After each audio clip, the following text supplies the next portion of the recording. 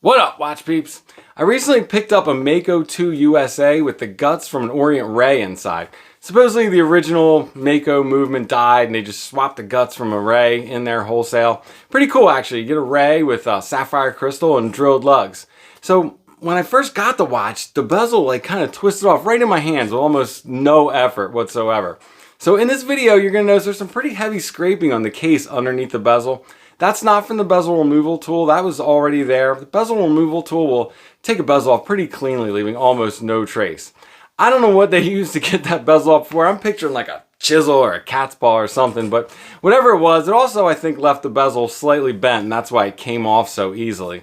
Now there was also a lot of glue and gunk under the bezel, I'm guessing from gluing down the new insert on whatever they had on there. But I got all that cleaned up and put it back together and it's better, but you know what? I'm just gonna go ahead and replace this bezel with a sweet new coin edge from Crystal Times. But mostly, I just wanted to show you guys the bezel removal tool. A lot of you guys have probably seen these and wondered how they work or how good do they work, so I thought I'd share that with you. Let's get to it. I'm Pete and we are Chillin' with Watches.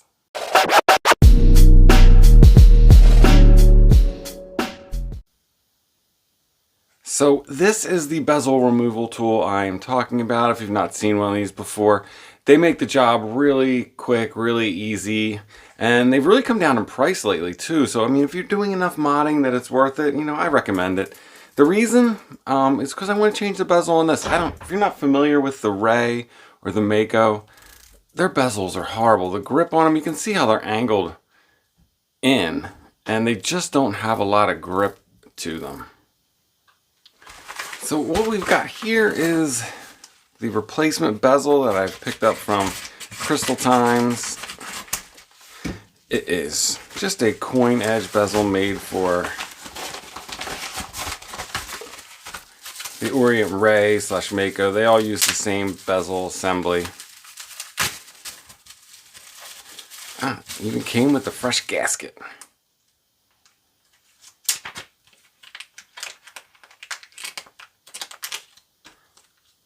Gasket looks in good enough shape. We'll get that in there.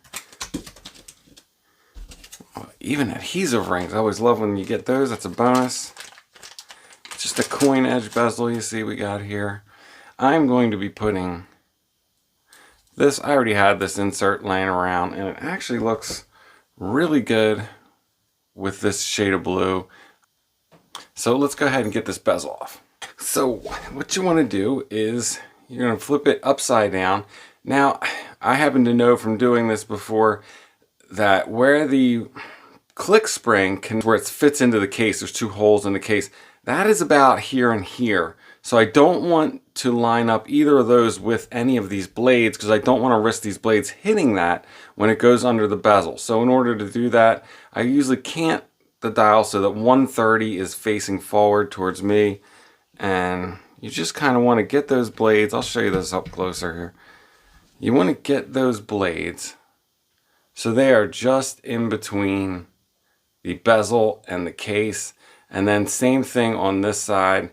You want to make sure that as you're closing it with this wheel, you are getting those blades. They're not hitting the case or they're not hitting the side of the bezel, that they're actually going into that small gap and they are going to press that gap open.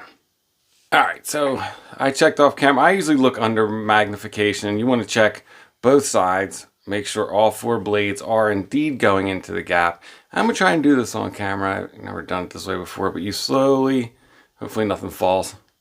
You want to tighten this and you'll see those blades. It's starting to pop. That gap is spreading. And boom, bezel off. And then at that point your watch can just lift off the top. Your bezel will just have dropped in there. You'll see it's still in really good shape. And here I can show you what I was talking about.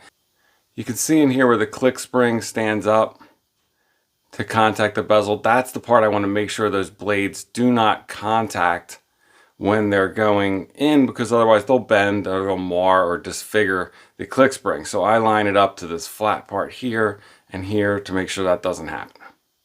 So if we take a closer look at the new bezel, you'll see this one actually came with a gasket in there. That's the black ring you can see just inside. So it has one gasket in there and they gave me a second one. My guess, trying to pick up the second one.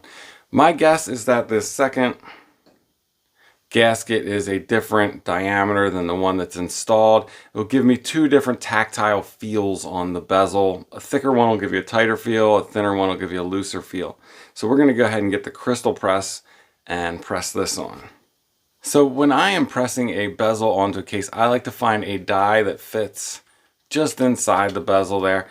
Sometimes if you're pressing a crystal with a big dome that kind of is going to protrude out of here, you're going to need a bigger die that's going to kind of just meet the bezel on the top of it itself. It gives you a little more clearance than using a die that's going to fit into there. But I have a flat crystal on this, so that should not be a problem.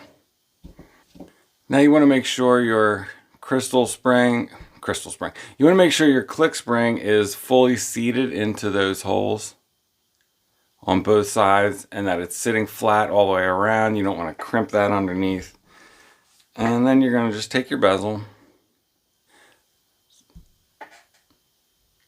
and you're going to set it on top, and you can even feel the clicks at this point. I don't know if the mic's picking that up. That's how you kind of know it's sitting flat, flush. And then you're just going to go down, line it up. Hopefully I can get enough leverage here.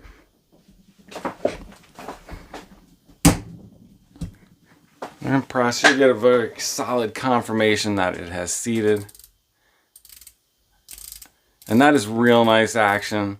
Not too loose, not too tight. I'm not going to worry about taking this back off and trying the other gasket. I think this is good. Much easier to grip than the original. So lastly, all we got to do is get the insert in there and make sure it's lined up with the dial. First thing we want to do when you get these nice adhesive rings is to get the adhesive ring onto the back of the insert. So the best way to do that is to get this peeled about halfway off so you have something to grip that's not, because this stuff is uber sticky.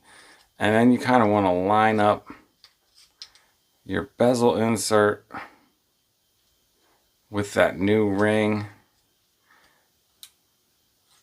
You can kind of use your fingers as guides on the outside here to press them in. But once you get it started, it should line up the rest of the way really nice. I mean, doing this on camera is not the easiest, and I still think I got a decent enough job. And then all you gotta do is pop out that middle section. Sometimes what I'll do is take my X-Acto knife and we're just gonna trace around. You can see that ring in there, just to loosen it up and make sure that it's gonna pull away cleanly.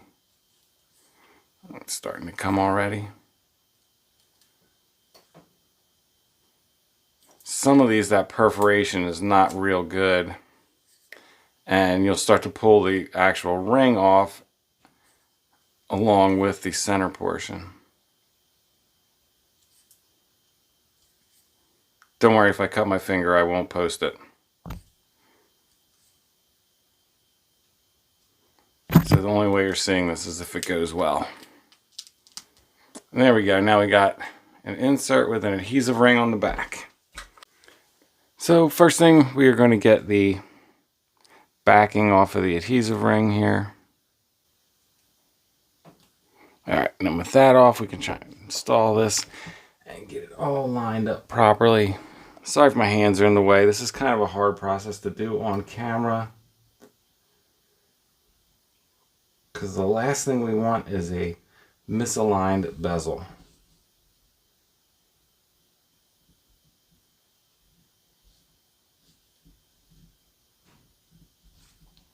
I think that went on real good. Normally I'd do that with my nose in it, but I really like the way this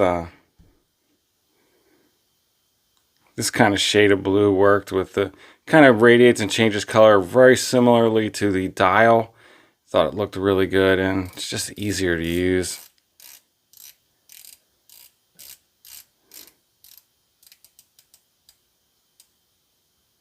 Perfect. There you go. 5-minute bezel swap using the bezel removal tool. So there it is, guys. The updated Ray 2 USA, we'll call it. Interesting fact, the Heimdallr SKX Jubilee fit perfect on here.